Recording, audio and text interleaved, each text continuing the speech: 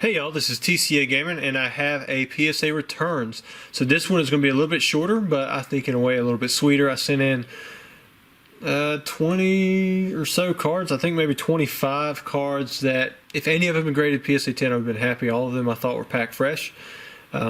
I'll just let you see the results here in a minute. I did get back my 9.5 Charizard FPO, and as you guys can see, they have corrected it. They've got it, you know, corners 9, then the other 3 at 9.5. So this is the lowest 9.5 that you could get, but in the end, it is still a 9.5 gem mint. So I was very happy that they took care of the shipping. They took the card in and reshipped it back out in a very quick manner. Because if you watched my first video, you saw they just said 9.5 gem mint, and they didn't put the subgrades there. So I like it much better with the subgrades there, even though it's the lowest possible 9.5 that you could get. Also, at the end of this video, I will be opening up another Brushfire theme deck. I had a few more still trickling in after that last video.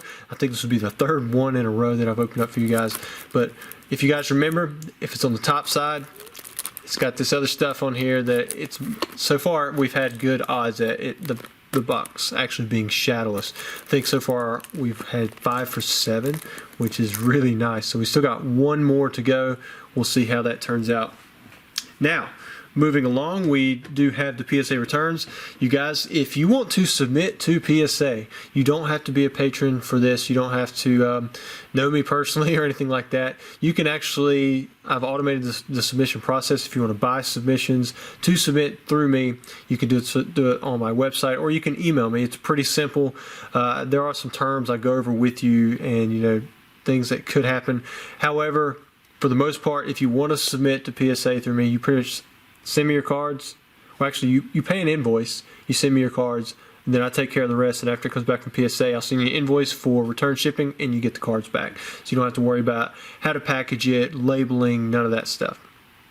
So, on to the PSA returns. First here we have a Metal Energy. I thought this one was super cool. It was packed fresh, but even cooler, some of you may have already noticed, it's a double swirl. And like it's a full double swirl, both sides. Basically, the only possible way you can get it is if you have it right on the edge, just like this.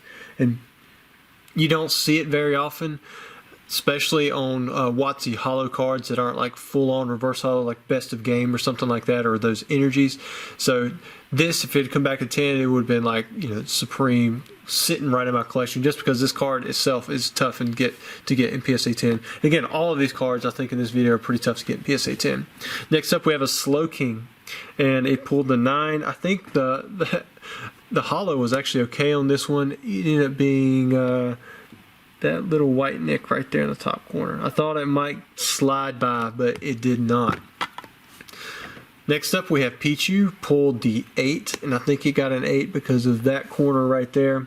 Normally when you send in cards that are all like minty together, you know, any little detail that's out of place is going to stick out that much more. So where this card may have gotten a 9 on some other submissions, you know, pulled the 8, you know, this one, which I'm okay with. This Meganium I think was more deserving of the 8. If you look over here in the picture, you can kind of see where the scratches are. Really light, unless you hit it just right in the light, but looking at it straight on, you'd never know it was there. Next up, we have one of my favorites. You've got Lugia, and it's a 9. It's got that fire up there. You've got electric and blue mostly on the bottom. The electric probably should more encompass this, but you've got the what is it? Zapdos, Moltres, and then Articuno over here with the blue.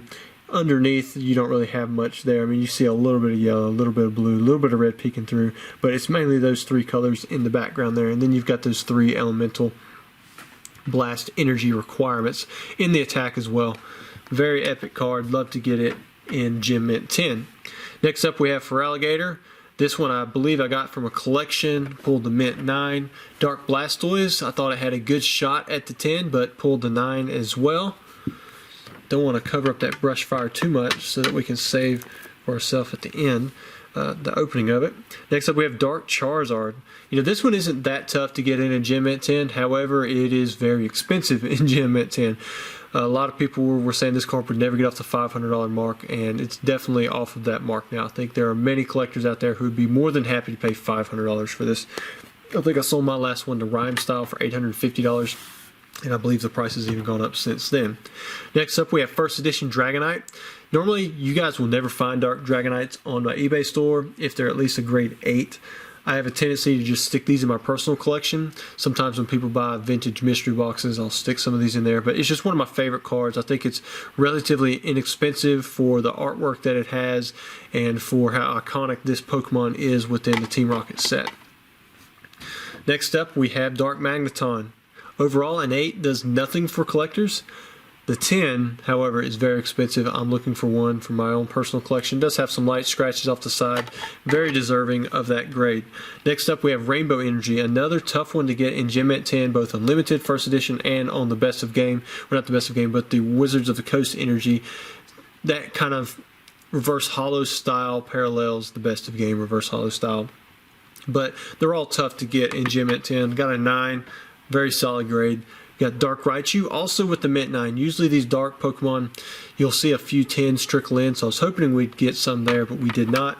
Have a Charizard base set, excellent Mint 6. Most of you know that I pretty much grade any base set Charizard. I don't really care about whether or not it's in terrible condition or not. I just think it's a good card to get authenticated and graded. 6 is a very fair grade for that one. Next up, we have a Charizard near Mint 8. Again, I think this is a fair grade for this card.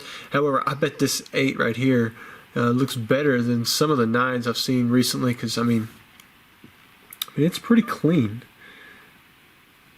Gotta look really close to see a few white dots on the bottom. So that's a strong 8 in my opinion. Very strong 8. Next up, we have a Shadowless Alakazam. I believe I pulled this one from a collection and I just set it aside because I was like, you know what, that's got to be graded. I can't just leave that in a binder as, you know, a near mint raw. It's much better as a mint 9 from PSA. Next up, we have Blastoise Base Set 2. Another really tough card to get in Gem Mint 10.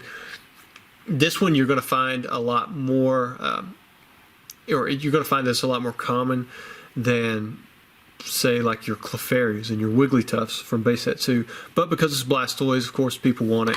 I'm not sure on the price on that one at the moment. I'd say at least $275. That'd be my guess. Next up, we have Dark Dragonite Unlimited. Again, a very affordable card for something that people in general, they just like. They like the Dark Dragonite. They like Team Rocket. They like the holographic of it. They like the artwork. And I imagine this card isn't very expensive. You may be able to find them for $50 or less. I would never sell them for $50 or less at the moment, but to me, I think you can find them for that. These are one of those cards I just like setting in my personal collection because it's almost worth it to look at it, you know, how many times you're going to see it. Next up, I thought this one was graded pretty tough. We got an 8 on the Wigglytuff. Then I looked at the back. Boom! Check it out. Corners are pretty rough on it. So 8 is a very decent grade. Front side looks great. Usually that's where you find your problems, but not so on that one. Next up, we have Dark Alakazam. Pulled the 9 for the first edition. Can't say much about that one other than I was hoping to get the 10, but it did not. And on the back side, I did find a white spot. I think with this hair cross, there was, I thought that there was some light scratches in the foil, maybe. Right there. Maybe it was the back side. Yeah, there's a little white nick right there, so popped it down to a Mint 9. As most of you can tell, I haven't had any Gem Mint 10s in this video. That should tell you how tough PSA has gotten.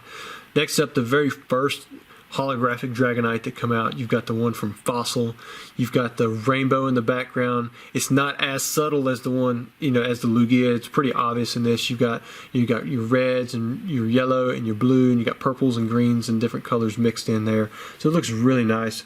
And it's kind of fitting that the Shadowless Dragonair has, you know, that rainbow error down there in the description. It's not an error that I personally collect, but if I did come across one for a reasonable price, I'd probably stick it back into my error collection. Another Mint 9, very solid grade. Clefairy, this one probably got the 9 because of the centering. I looked this one over and it is really, really clean. So I think that this one would have had a shot at the 10 if the centering had been better. Another Dark Magneton, this time an Unlimited, pulled the 8.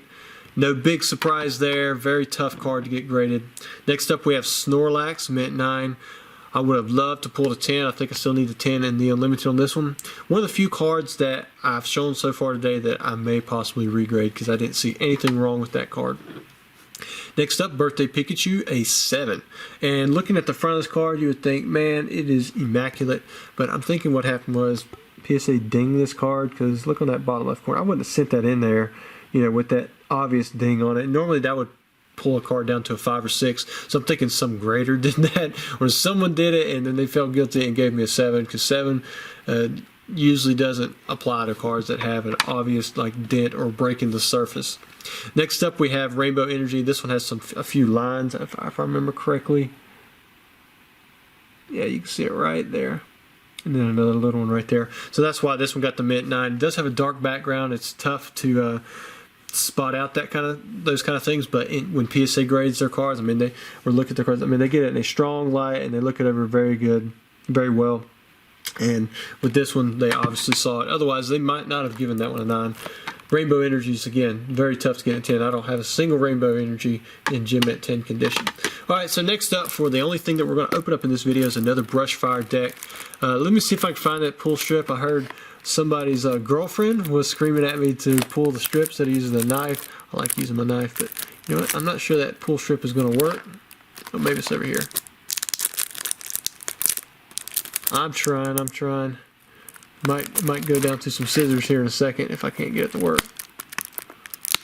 I don't have much for nails. Maybe this is why I was not using the pull strips before. So let me get that. Really nice and easy, quick. Alright. So it looks like most likely it will be shadowless based on how that is, but we did have two that of the two that were on the top and were not shadowless this way. I believe one of them did end up still having the seal like that. But I think someone said if the Pokeball was turned the other way, then it's going to be shadowless. And I think the Pokeball's on the back side, so I'm not sure. Oh, it is shadowless still. This one is busted all the way. Check that out. I just pulled it out. So about don't need to keep this in here. Maybe I can show you guys how the stain affects the front card normally. Maybe it won't be as bad since this one was open. Let's just find out. Alright, so yeah, you can definitely tell the stain is there. You can see it all the way up the middle of the card. That's where the glue is. So that's why a lot of people, even though you might have a deck that's shadowless, it's not really worth it opening up just to pull this hollow and to have it graded for the PSA 10 chance, because the glue has already ruined the card. Now, I saw where SM Pratt was able to get PSA to put a stain qualifier on these. For some reason, when I did it, they did not. They just put a 4 as the grade on there. The card's in perfect condition other than the stain itself. So that usually makes something a lot more qualified for one of those qualifiers where you have a stain grade or a marker or miscut, off center, something like that. And for me, for this one, it's probably just going to go in a case, and then I'm going to set it in a binder until maybe they get back to grading, doing stain grade qualifiers again. But other than that, we still have the shadowless deck. I think I've shown this a few times, but I'll show it in this video as well. I'll end up sleeving all of these cards. They have good centering. Shifted up a little bit, but that usually doesn't affect the PSA grade as much as left to right. So I may end up grading some of these. I don't know. Arcanine, I mean, that'd be a good one to grade. I know I've got plenty of Growlithe. Charmeleon's popular. Vulpix is popular. No Charmander is. And the centering seems to be getting better as we go down in the deck. Got Lass, always a toughie. Plus Power. And what I'm hoping is once we get to the energies, maybe there'll be some energies with obvious like ink spots on it. Base set energies are like the worst for that. Yeah, very first one we can see it. There's an ink spot on that one. But it's so easy to spot on an energy because all of it's basically the same color. There's none on that one. Maybe a little one there, not big enough really to see a few on that one. But I'm looking for the big ones, like a big ink spot that would increase the value quite a bit. Who knows, maybe I'll grade every card from this deck and see how much money, we could make off of, the cards after post-grading, plus, you got to factor in, what you pay for the submission and shipping and all that crap. Let's see if there's anything for the fire ones. I'm not seeing any errors. So for the most part, that's it for this video. Thanks guys for watching. I hope you enjoyed. Don't forget to like and subscribe. We're going to be going through more stuff like this as much as possible once it comes in. And if you're keeping up with the stats, we are 6 for 8 on the Brushfire decks that are like this, that have the deck on the top side. So that seems to be a very good indicator, even though that's a very small statistic pool. If you guys wanted to find me 20 Brushfire decks, I'd probably open up all 20 of those Brushfire decks, you know, if we could get them all with the top deck on the, or the deck on the top side there. But it's just tough to try to analyze this stuff 20 years after the fact. Maybe you guys can contribute in your own way as well. Go check out Eve4. That's another place where a lot of information gets stored. It's very valuable for many of you, especially if you're just getting into the hobby. There's so much knowledge there. But thanks again, guys, for watching. I'll try to have another video out very soon.